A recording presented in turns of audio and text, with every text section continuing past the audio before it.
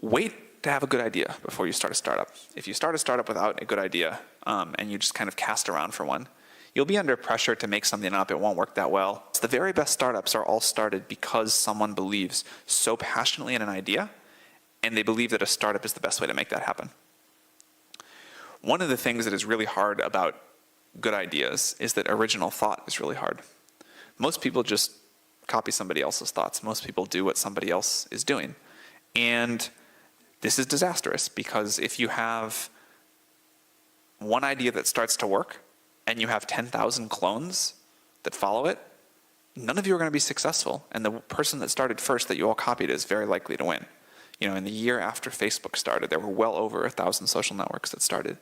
In the year after Instagram started, there were well over 1,000 photo sharing apps that started.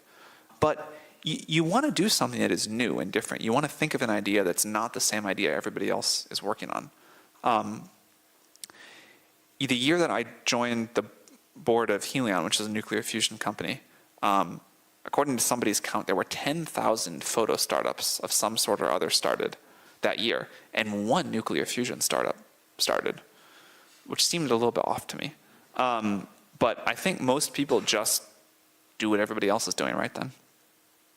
Noticing problems in your own life is certainly a good way to do this.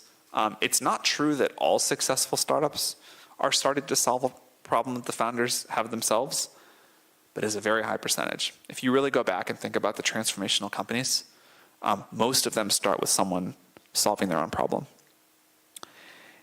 And then there's this idea of a great wave, which is that another thing you notice if you go back and look at all the really successful companies is there was this massive wave of technology coming.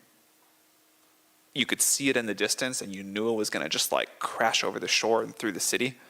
And you got out there early on your surfboard. So I think it's really hard to create a technology wave as a startup. That takes too many resources. You can't do that. But what you can do is notice that a wave is coming.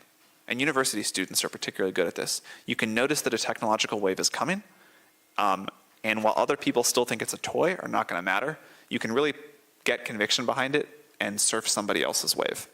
And this, by the way, I think is the reason that there tends to be these clusters in time when a lot of great companies started.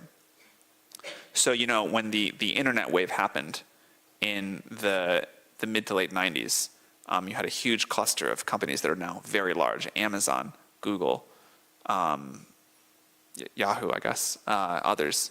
And then when the mobile wave happened after the iPhone came out, 2007, 2008, you had this other big wave of Uber, Airbnb, Snapchat, Instagram, WhatsApp, in this short period of time right after this new wave started. And a really good question to ask is, what is the wave that's starting right now, and where is the cluster of companies, because we're about due for another one? Where's that going to be?